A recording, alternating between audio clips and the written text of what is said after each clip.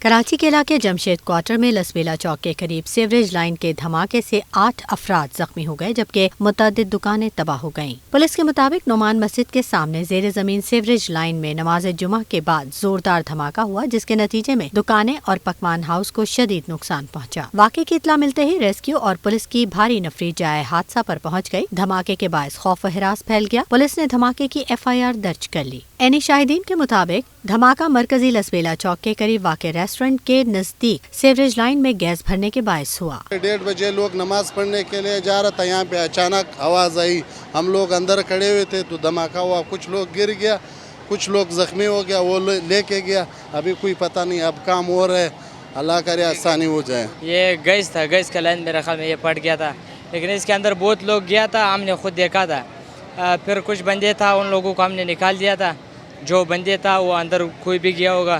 تقریباً نماز کا ٹائم تھا، ہم لوگ نماز کے لیے جا رہے تھے، 1:30 بج رہے تھے، تو میں جیسی دکان سے نکلنے کی کر رہا تھا تو ایک زوردار دھماکے کی آواز آئی ہے جس سے میں خود بھی گھبرایا ہوں، اور میں جب اس طرف آیا ہوں تو یہ بالکل دور مٹی، میں خود دکان بند کر کے تھوڑا سائڈ پہ ہوا تو یہ تقریباً سب چیزیں گر چکی تھی۔ بم ڈسپوزل اسکواڈ نے دھماکے کی رپورٹ مرتب کر لی۔ دھماکے میں تخریب کاری یا بارودی مواد نہیں ملا۔ بم ڈسپوزل اسکواڈ نے جائے وقوع کو کلیئر قرار دے دیا۔